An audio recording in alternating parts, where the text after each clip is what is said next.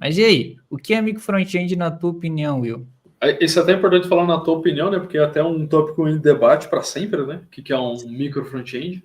Mas exatamente na minha opinião é um módulo, né, de front-end, uma funcionalidade, ou depende do recorte que você definir ali, isolado do resto da aplicação, que você consegue gerenciar de uma maneira isolada, por exemplo, você consegue versionar isolado, disponibilizar isolado. Então, por exemplo, quando você fizer o deploy de uma aplicação inteira, você pode escolher fazer deploys separados de cada uma desses micro front-ends, que é basicamente você ter uma composição da aplicação, né? Então, o micro front-end vem mais para dar essa autonomia em cada um desses módulos, né? Então, para mim é isso. O micro front-end é como se fosse um módulo isolado ali em front-end.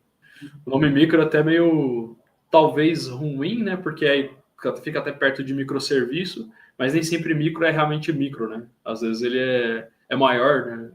Tem até uns macro front-end, né? Que a gente pode pegar várias funcionalidades entre o micro front-end e versionar isolado, né? Ou a gente pode ser realmente micro, né? E pegar cada partezinha, né? Aí depende de como você faz o recorte, né? Mas é basicamente o módulo de front-end que você consegue versionar de maneira isolada. Esse conceito que tu, inclusive, reforçou de ser uma opinião, né?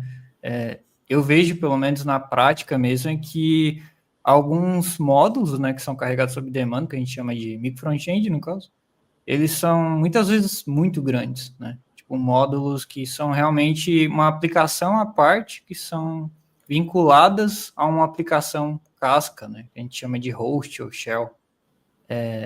Então, muitas vezes também acaba tendo aí uma dificuldade de definir, né, a business domain, digamos assim, desse MFE, porque acaba acoplando vinculando, né, muitos conceitos dentro de um mesmo módulo que é carregado sob demanda, quando na verdade poderia ser dividido melhor para às vezes não ficar tão complexo, né? Que esse é um problema que eu vejo bastante. Isso você sempre vai escolher, né? Porque se você começar a dividir bastante, você tem uma liberdade muito grande em cada um desses módulos. Sim. Só que aí te traz um overhead, assim, uma carga de governança, de gerenciamento em cima deles, porque vou pegar uma aplicação front, por exemplo, em Angular. Tem uma versão nova, né, major, a cada 6 meses. Isso quer dizer que, teoricamente, você tem que atualizar a aplicação a cada 6 meses, pelo menos, né? Teoricamente. Se você tem uma grande aplicação, um monolito, né, você atualiza uma aplicação só. Então você revisa um código ali, e se for uma atualização simples, é que apesar do Angular ter os majors, normalmente as atualizações são relativamente simples, né? Então você tem uma aplicação para atualizar.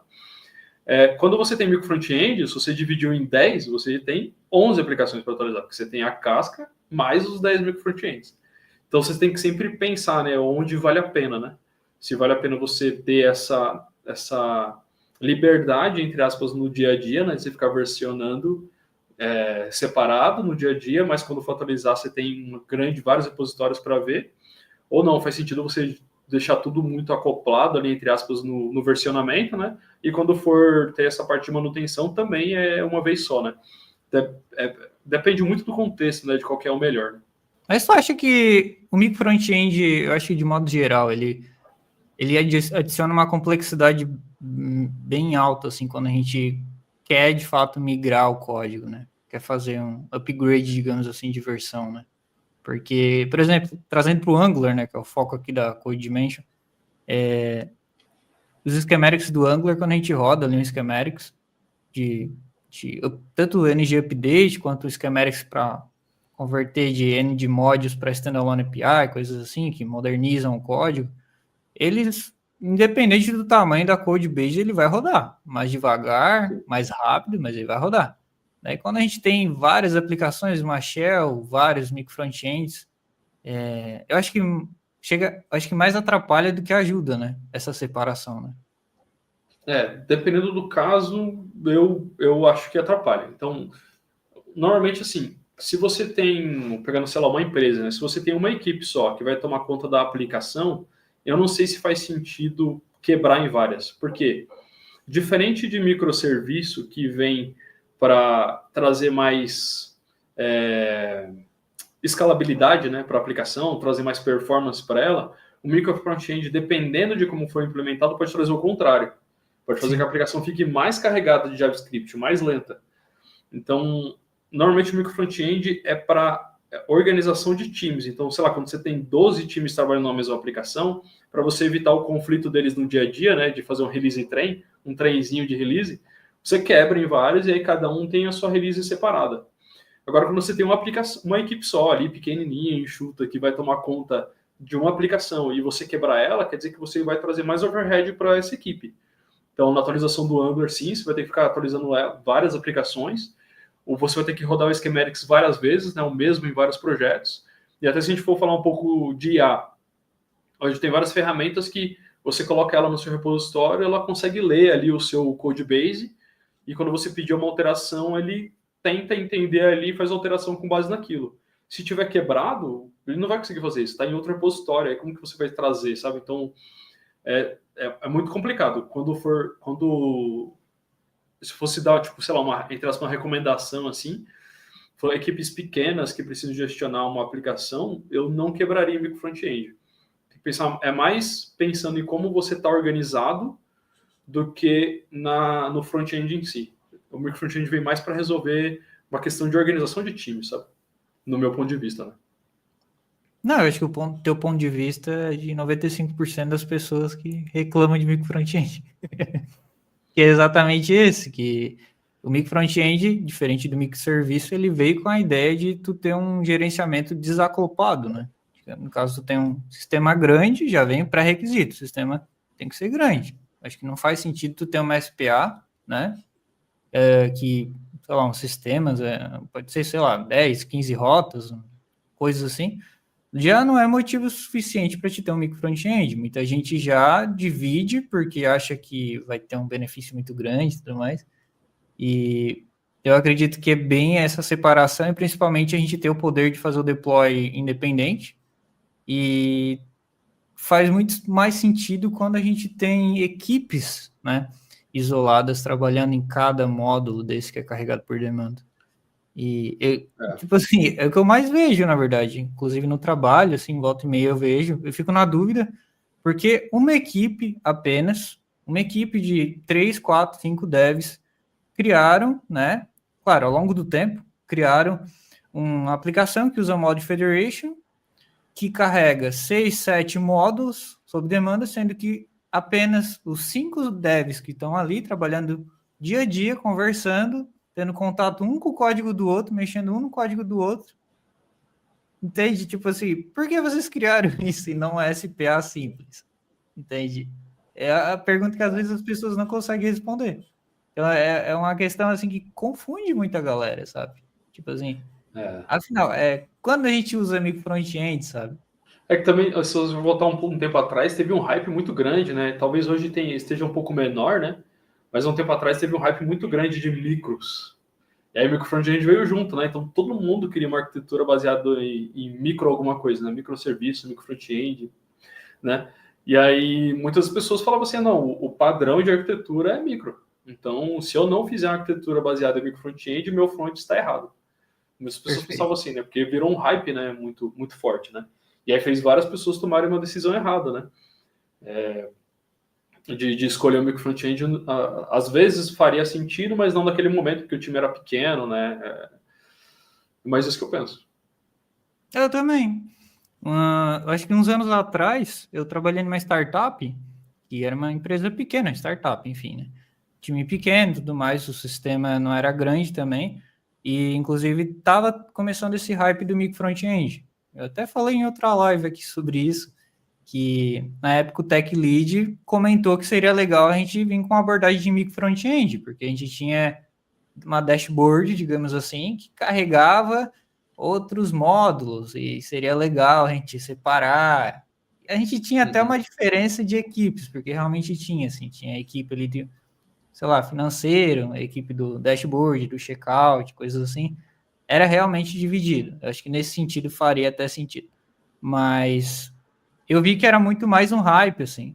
Depois de um tempo, eu acabei trabalhando mais profundamente com o Nnex e usando um monorepositório. E eu vi que, na verdade, a resposta que eles queriam era muito mais um monorepositório normal, estático, que a gente consegue vincular tudo local na própria máquina, do que propriamente algo que seja em runtime e seja vinculado no navegador de forma dinâmica, né? Então, essa também é uma dor que eu vejo que muita gente escalou no hype, foi no hype, mas não chegou a ver até onde ia a solução e começava o problema, né? Tipo, é um ponto bem crítico, né? Esse que tu acabou de comentar.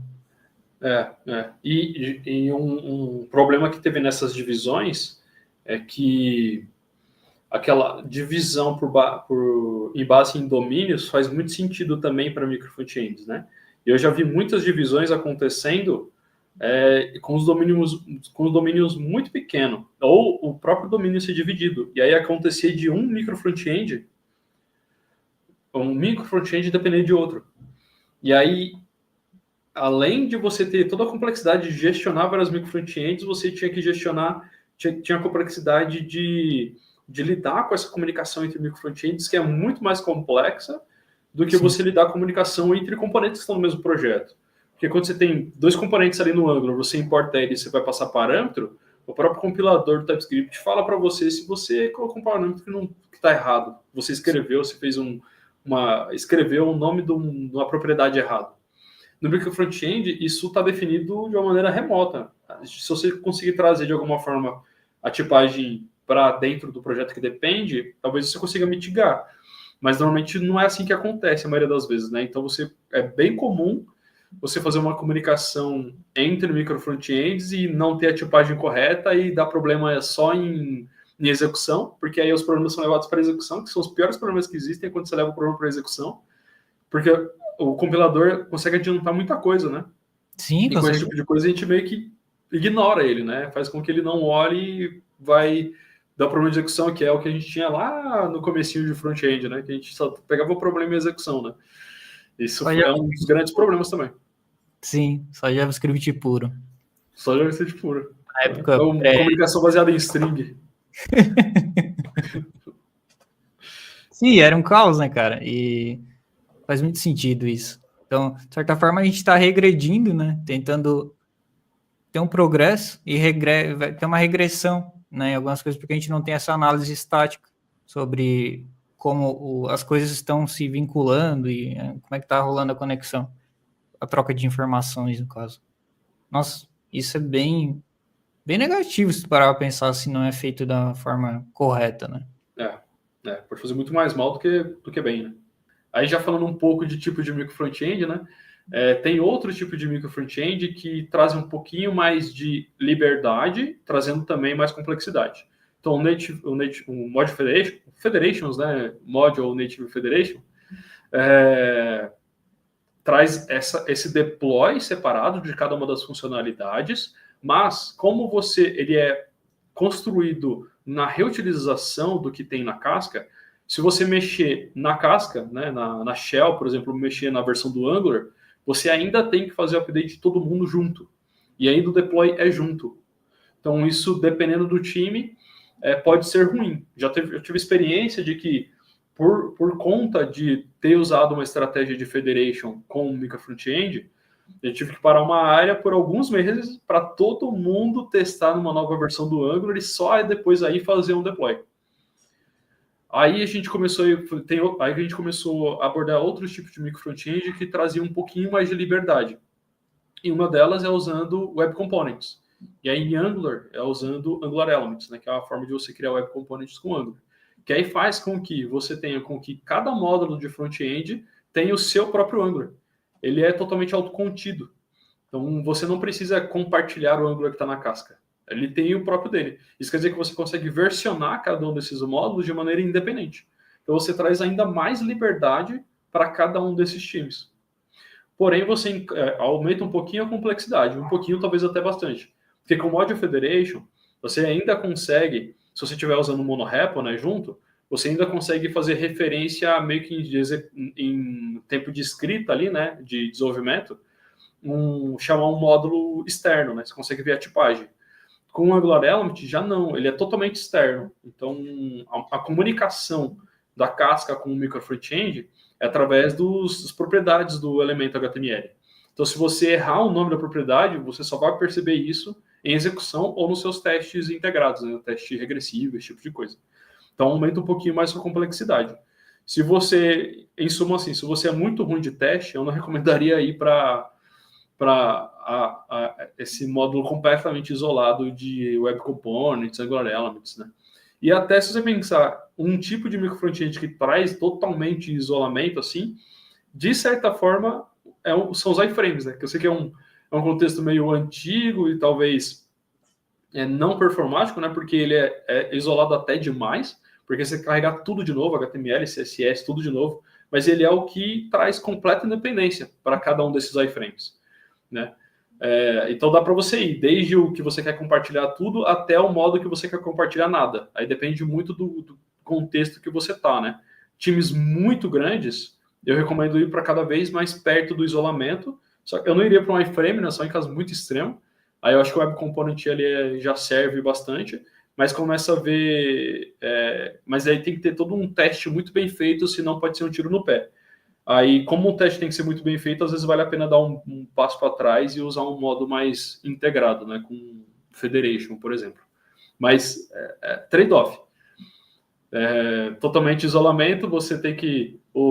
todo mundo faz release separado, mas aí numa hora de testar você pode fazer um deploy que ferre toda a aplicação, né? E você não sabe, só vai ter que testar bastante. No Federation, você tem um trade-off de ter que atualizar todo mundo junto, e quando é biblioteca, ainda você faz a disponibilização tudo junto, né? Então não tem uma resposta assim direta, use sempre isso ou use sempre aquilo.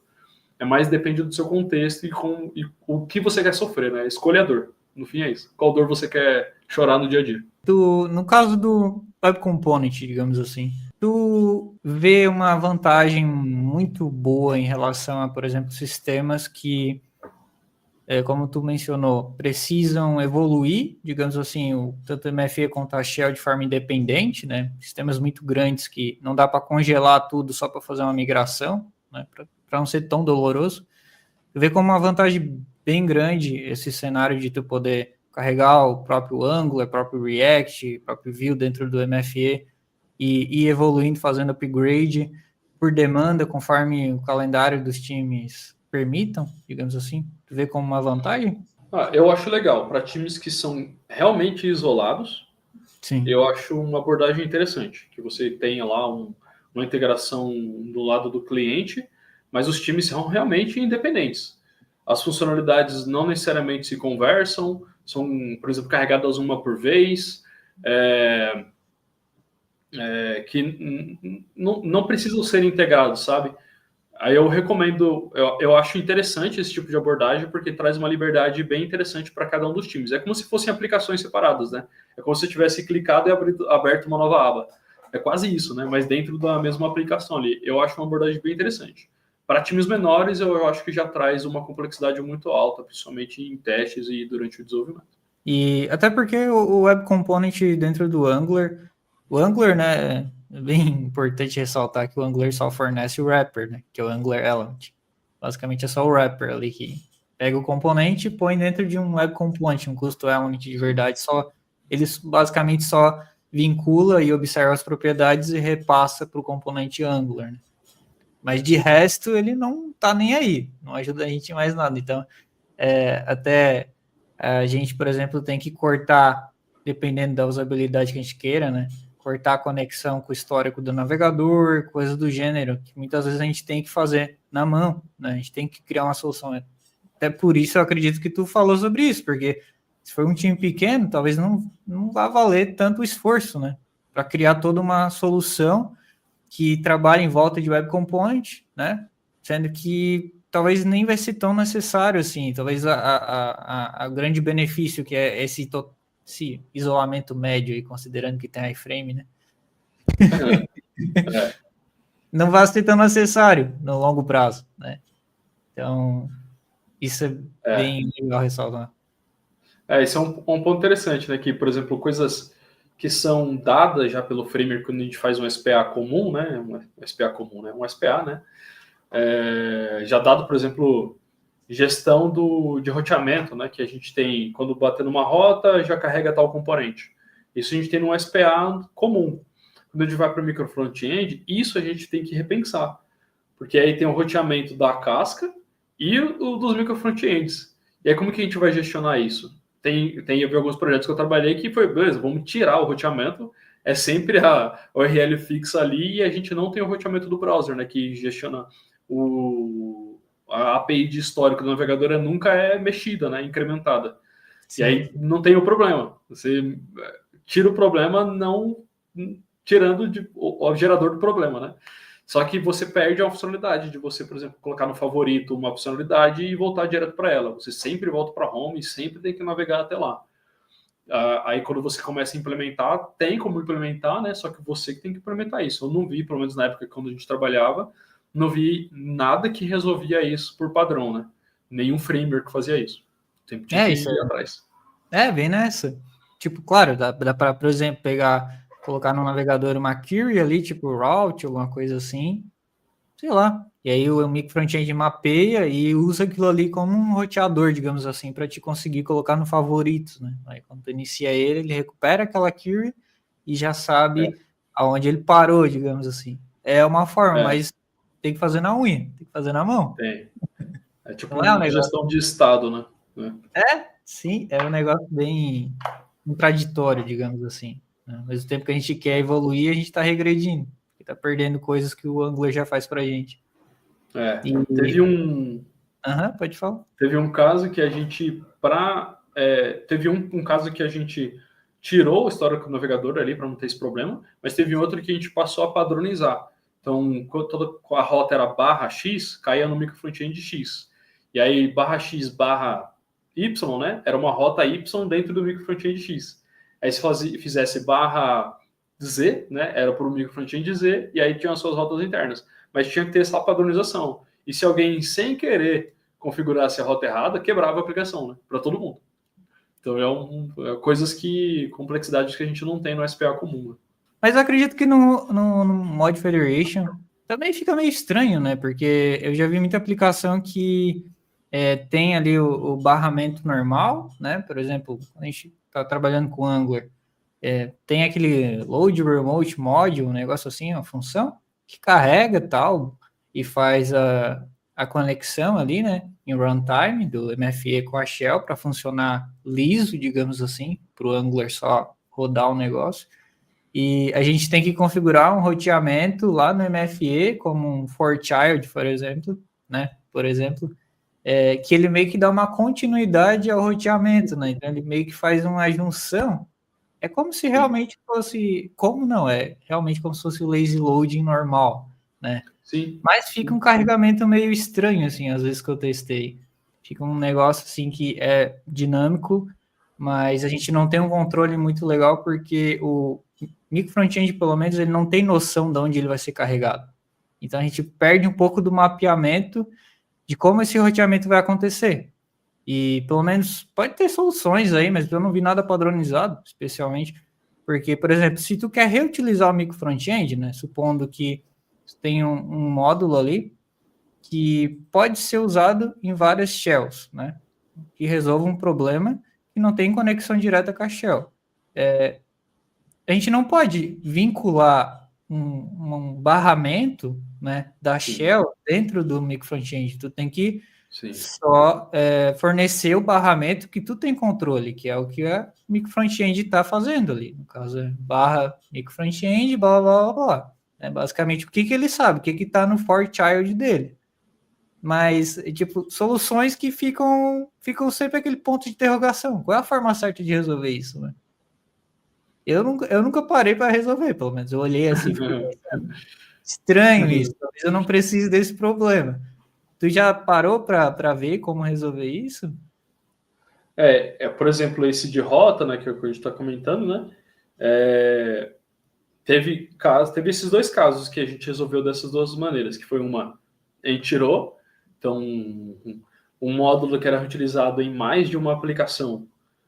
As duas aplicações não tinham rotas, então a gente fazia uma rota na mão mas não era aquela que aparece no navegador, né, usando a History API, o módulo de rota do Angular Router, né, não é usando o Angular Router. De alguma forma a gente recebe algum parâmetro e faz um if, bem entre aspas, assim, no meio do código, né? If recebeu tal, exibe tal componente e exibe outro, por aí vai. Só que aí você tem que... Aí isso você não precisa padronizar as rotas entre a aplicação e os microfrontends. Já no outro caso, a gente quis ter as rotas e aí teve que ter um trabalho de padronização. Aí sempre que vai mexer numa rota, todo mundo tem que estar sabendo que as rotas vão ser mexidas, que elas precisam ser configuradas de uma certa forma para que as coisas casem, né? Porque você ainda tem uma junção em tempo de execução e se não bater, quebra. E pode quebrar a aplicação como um todo. Isso é uma das coisas meio contra-intuitivas no micro-front-end, porque você pensa que micro-front-end é uma maneira de você colocar a aplicação totalmente isolada, né? Que você pode mexer nela, no micro-front-end ali, e não impactar o resto da aplicação. Mas dependendo de como você integrar e se você fizer uma configuração errada, você pode sim quebrar toda a aplicação. Porque ainda todo o código do front-end executa no client, né? Então, o JavaScript é bem, entre aspas, fraco, né, nisso, né? Dá pra gente fazer muita besteira ali, entre aspas, sem querer, né? Então, tem que sempre ter esses acordos, fazer linting, várias ferramentas que você tem que configurar para evitar esses problemas, né?